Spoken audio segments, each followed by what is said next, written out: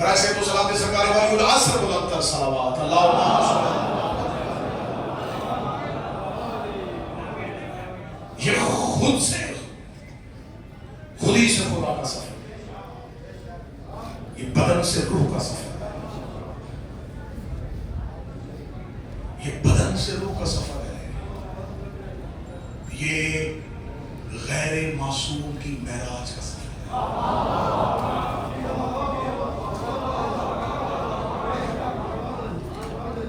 جسے زمانہ گھروں میں سجدوں میں ڈھونڈ رہا ہے اس سے ملاقات کا سفر ہے.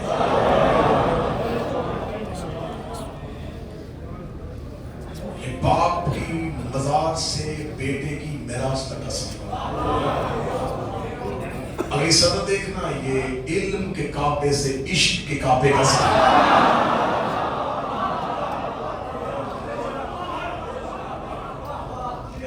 یہاں کوئی حاجرہ نہیں ہے کہ اسے توڑنا پڑے.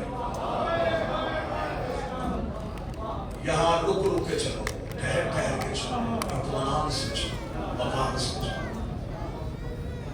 یہ قدم یہ پاؤں جو اٹھ رہے ہیں, کاش مشی کرنے والے کو پتا چل جائے کہ اس کا ایک پاؤں اٹھ کے جا کہاں ہے.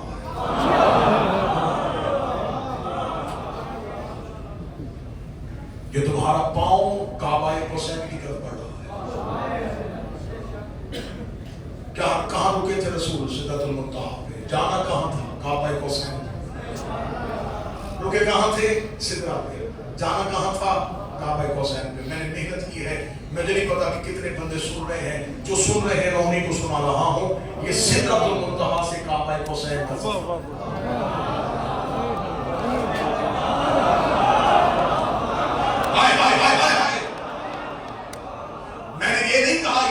سے سدرہ کا سفر ہے. سدرہ تے تم آ گئے تھے جب تم نجف پہنچ گئے تھے.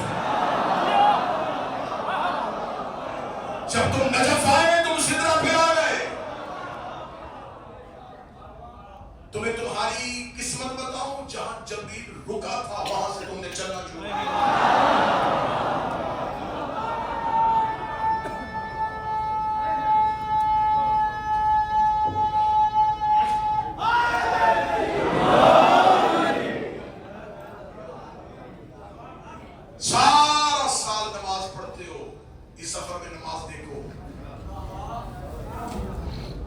اب مجلس اس موڑ پہ آ گئی ہے کہ میں نالوں سے داد سے بے نیاز ہو چکا ہوں.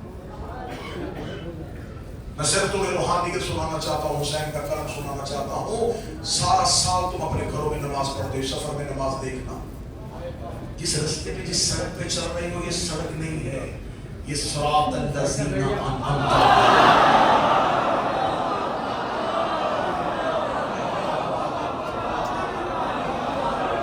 یہ ہے صراط الذین. تمہاری نماز شروع ہوئی تھی جب تم گھر سے چلے تھے. تمہارے عشق تمہاری روح نے نماز شروع کی جب تم گھر سے چلے. آؤ تمہاری روح کی نماز پڑھو. تمہیں تمہاری روح کی نماز دکھاؤں کہ تمہاری روح کی نماز کب شروع ہوئی. جب تم نے کربلا کے سفر کا آغاز کیا تو تم نے دنیا سے ہاتھ اٹھائے. جب تم سفر کے لیے چلے تو یہ تمہاری تکبیرۃ الاحرام تھی. کیوں؟ تمہیں کوئی فکر نہیں ہے. دکان مولا کرنا, نوکری,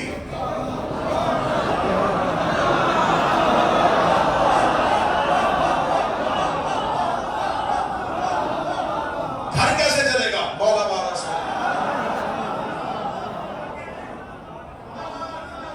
واپس آؤ گے قرضہ اتارنا پڑے گا علی بارہ سے. یہ جو تم نے ہاتھ کھڑے کیے تھے یہ تمہاری تکبیرۃ الاحرام. تمہاری تکبیرۃ الاحرام. 5 سال ہوئے مجھے گھر چھوڑے ہوئے, لیکن کتنا کرم کیا ہے. میں نے گھر اپنا چھوڑا تھا, حسین نے مجھے اپنا گھر دیا.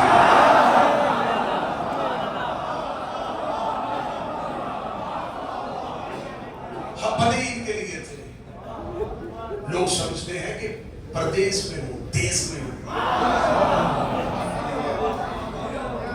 پہلے روح بھٹک رہی تھی, اب ٹھکانے پہ ہوش ہی اب آئی ہے, عقل بڑی آبائی ہے، شعوری عملہ ہے. جب تم نے دنیا سے ہاتھ اٹھایا، کاروبار، جاب، ملازمت، نوکری، سب، بچے، بیوی، بال، فکر، اللہ. پھر تم نے ٹھنڈی سانس بھر کے کہا کربلا جا رہا ہوں،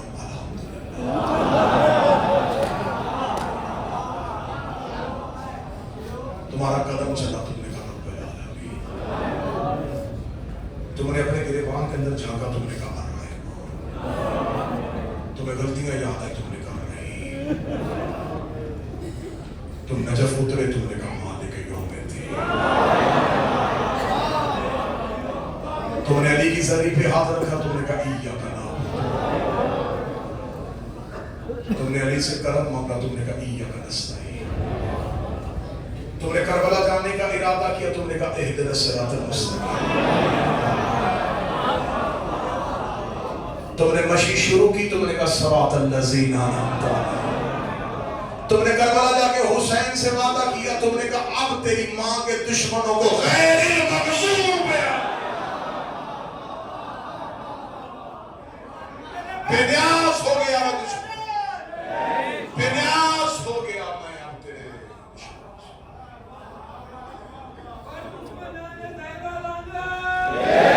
تم حسین کے دروازے پہ آئے، یہ تمہارا قیام تھا. تم حسین کی زری کے دروازے پہ آئے، یہ تمہارا رکوع تھا.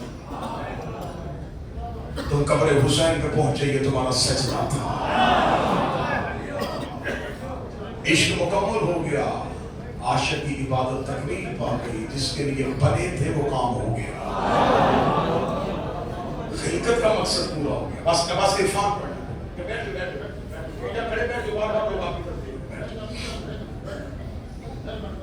حسین نے حبیب دروازے میں کیوں بٹھایا ہوا؟ بس یہ راز سننا اور میں ذہن سے تمام کروں. حبیب دروازے پہ کیوں ہے؟ یہ گنج شوقہ پہ کیوں نہیں؟ کیوں دروازے پہ ہے حبیب؟ اس کو حسین مولا نے خط لکھ کے بلایا. میں فضائل پڑھ رہا ہوں، حضرت حبیب کا فضائل پڑھ رہا ہوں. خط لکھ کے میرے مولا حسین نے بلایا، اور جو خط لکھا اس خط کو کسی کتاب سے ڈھونڈنے کی ضرورت تمہیں نہیں. تم کربلا جاؤ گے، یہ خط حبیب کی قبر پہ لکھا ہے. حضرت حبیب کی زری کے اندر دیکھنا، حضرت حبیب کی قبر کے اوپر جو تختی ہے، جو تعویذ ہے قبر حبیب کا، اس تعویذ پہ وہ خط لکھا ہے جو حسین نے حبیب کو لکھا تھا. اس پہ میرے مولا نے حبیب کو سلام کیا ہے، السلام علیکم ایھا الرجل الفقیہ. یہ عرفان سنو، پوری مجلس میں سناٹا طاری ہو جائے، خاموشی ہو جائے. مجھے پل بھر کی فکر نہیں تاکہ میں تمہاری روح تک پہنچ سکوں. حسین نے کیا لکھا؟ حسین نے کہا اے مرد فقیر تم پر میرا سلام. نجف علماء کا شہر، کربلا علماء. رستے میں چلتے ہوئے تمہیں علماء کرام ملیں گے. پوچھو نا فقیر کسے کہتے ہیں؟ فقیر اسے کہتے ہیں جو دین کی سوجھ بوجھ رکھتا ہو، جس کی علوم دینیہ پہ دسترس ہو، اسے فقیر کہتے ہیں. جب میں نے حسین کا اپنے نوکر کو خط پڑھا تو اس خط پہ لکھا تھا اے مرد فقیر تم پر میرا سلام. میں نے فقیر کا ترجمہ کتابوں سے ڈھونڈا تو کتابوں نے کہا جو دین کے بارے میں جانتا اسے فقیر کہتے ہیں. اب اگلی صدر میں دینے لگا. کوئی عام انسان کسی کو فقیر کہے اور ہے.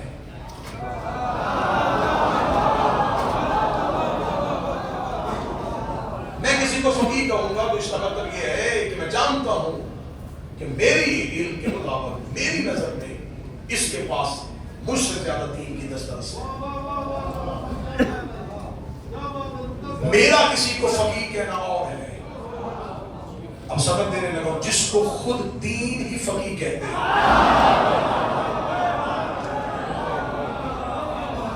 اسے فقیر کسی مدینے کے شخص نے نہیں کہا، اسے حسین نے. مولا حسین نے کہا اے مرد فقیر تم پر میرا سلام. خط پڑھا تو میں نے کہا کہ ضرور حضرت حبیب کوفہ میں بطور فقیر مشہور ہوں گے. تو حسین نے فقیر کہا. میں نے حضرت حبیب کی زندگی کی چھوٹی سے لے کے بڑی کتاب کھولی. مجھے حبیب کی زندگی کا کوئی ایک ایسا چیپٹر کوئی باب نہیں ملا کہ حضرت حبیب نے اپنی زندگی میں کہیں بطور فقاہت مشہور ہوئے. فقیہ ہے.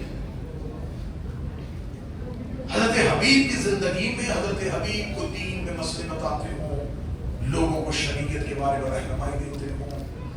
جب حضرت حبیب کی زندگی میں یہ سب نظر نہ آیا تو میں نے کہا پھر حبیب فقیر کیوں ہوئے؟ کسی کو کوئی بندہ ٹائٹل دے تو اس کا مطلب ہے کہ اسے اس عہدے کا پتہ ہے. حسین جانتے تھے تو فقیر کہا, تو حسین نے فقیر کیوں کہا؟ یہ راز میں تمہارے حوالے کروں گا, تمہیں پورے سفر میں ٹھنڈک دے گا. جب کربلا میں جا کے حبیب کی قبر چومو گے تو موقع کا چلنا یاد آئے گا. حسین نے حبیب کو فقیر کیوں کہا؟ میں ڈھونڈتا رہا, میرے اندر بے چینی رہی, اندر تڑپ پیدا ہو گئی. حسین نے فقیر کیوں کہا؟ حسین نے فقیر کیوں کہا؟ حسین نے فقیر کیوں کہا؟ آیت اللہ علی مراشی نے اپنی کتاب میں فقیر کی تعریف کرتے ہوئے جملہ لکھا. اس جملے نے مجھے سکون دیا, مجھے ٹھہراؤ دیا. علی مراشی نے کہا کہ اگر کسی انسان کے سامنے ایک وقت میں دو عبادتیں اکٹھی ہو جائیں اور وہ یہ تعین کر لے کہ اس میں سے کسے رکھنا ہے کسے بچانا ہے, اسے فقیر کہتے ہیں.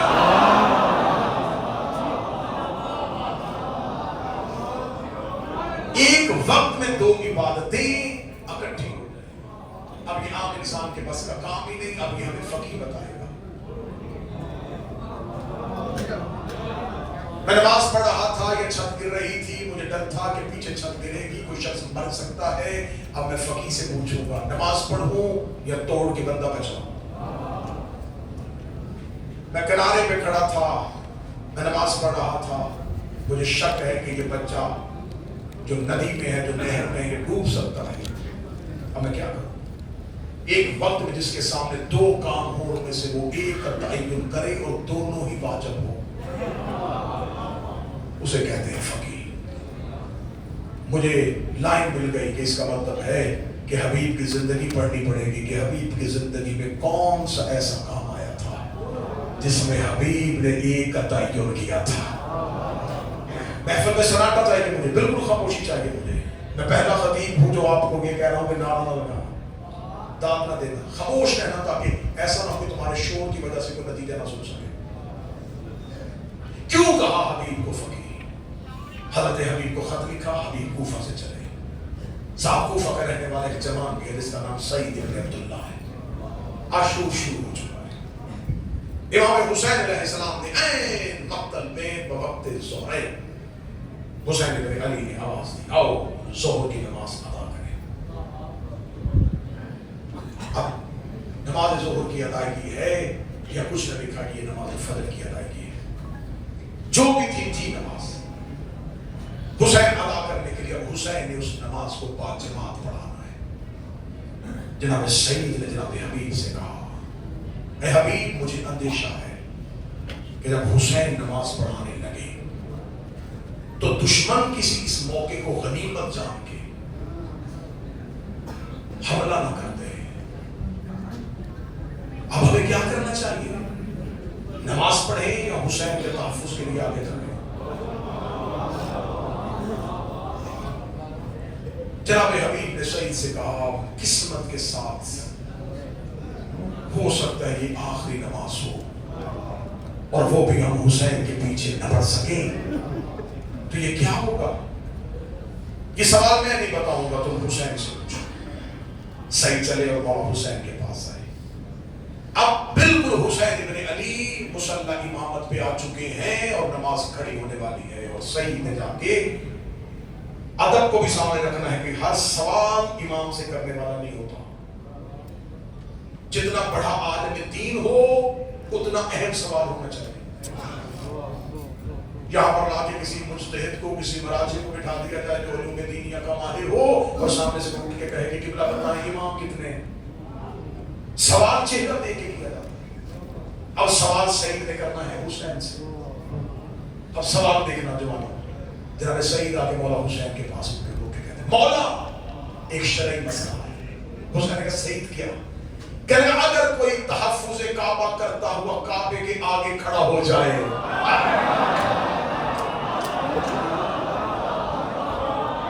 اگر کوئی شخص تحفظ کعبہ کرتا کعبے کے آگے کھڑا ہو جائے تو اس کا یہ عمل کیا کہلائے گا؟ مولا حسین نے سعید کے چہرے سے سعید کی نیت کو سمجھا. حسین زیر لب مسکرائے اور مسکرا کہتے ہاں اگر مقصد تحفظ کعبہ ہو تو پھر اجر میں اضافہ ہے. یہ کہہ کے حسین نے کہا اللہ اکبر اور سعید حسین کے آگے کھڑے ہو گئے. سعید حسین کے آگے کھڑے ہو گئے کیونکہ حسین نے بتا دیا اگر مقصد تحفظ کعبہ ہو. اب اسے خبر تھی میں امام کے آگے کھڑے ہونے والا ہوں, کیا جواب دوں گا کہ میں نے نماز میں امام کے سامنے کھڑا ہو, امام کے آگے کھڑا ہو گیا اور امام کے آگے کھڑا ہو کے سعید نہیں کھڑے ہوئے. سامنے سے تیر اندازوں کا وہی جو خطرہ سعید کو تھا. تیر انداز اس سوچ میں بیٹھے تھے حسین نماز شروع کرے ہم پیلے سے تیر بھیجیں, ادھر سے تیر انداز پیلے سے اٹھے. انہوں نے دیکھا کہ حسین کے آگے کوئی کھڑا ہے اور بالکل حسین کے آگے کھڑا ہے. حسین نے اللہ اکبر کہا سعید کھڑا ہے. حسین رکوع میں گئے سعید کھڑا ہے. سامنے سے تیر چلنے شروع ہوئے. سعید نے بدن پہ تیر لینے شروع کیے. حسین نماز پڑھتے رہے. حسین کی پہلی لغت ہو چکی. سعید کے بدن میں اتنا لہو تھا کہ اس نے حسین کی پہلی لغت پڑھوائی. حسین اگلی لغت کے قیام میں تھے. سعید کے بدن میں طاقت تھی. حسین رکوع میں گئے سعید کے بدن میں طاقت تھی. لیکن جو ہی حسین کا رکوع سے اٹھنے کا وقت آیا میں پڑھو سعید کا بدن تھرتھرایا آیا. سعید کے اب جسم میں سکت نہ رہی. سعید کا بدن گرنے والا تھا اور حسین رکوع سے اٹھنے والے تھے. اب حسین کا سر اٹھنا ہے اور سعید نے گرنا ہے. سامنے سے تیر آ رہے ہیں. اب سعید گرے گا تو تیر حسین تک پہنچ جائیں گے. اب بالکل پیچھے حبیب کھڑا ہے. سوال سعید نے کیا تھا حبیب نے نہیں کیا تھا. حبیب نے سوچا اگر سعید گر گیا تو میں کیا کروں گا. ادھر حسین رکوع کے لیے اٹھے ادھر سعید گرا. حبیب نے اپنی نماز کو وہیں سے توڑا اور حسین کے آگے آگے کھڑے ہو گئے. حسین کی نماز کو مکمل کروا دیا. حسین جانتے تھے کہ کل کوئی کہہ دے گا کہ حبیب کی یہ نماز نہیں ہوئی تھی. حسین نے پہلے ہی فقیر کہہ کے سلام فقیر ہے تو جانتا ہے کہ کس وقت نے کیا. حسین نے اپنا وہ ناصر اپنی قبر کے باہر بٹھایا ہوا ہے تاکہ وہ زمانے کو بتائے کہ اللہ کے دین میں حسین کتنا ضروری ہے. تم حسین سے محبت کرتے ہو. حسین ہی میں دین ہے, حسین ہی میں اسلام ہے, حسین ہی میں لا الہ ہے, حسین ہی میں رسالت ہے, حسین ہی میں ولایت. انشاءاللہ یہ قدم چلتے جائیں یہ بڑھتے جائیں. اللہ تمہارے قدموں میں وہ روح ہوں گے کہ یہ روح ہر سال اس سفر کے دن نکلے. نمک سے کھانا کھا لینا قبر حسین کی زیارت نہ چھوڑو. ایسے حسین کے شہر کی جانب جاؤ جیسے بے چین ماں بچے سے ملنے کے بعد.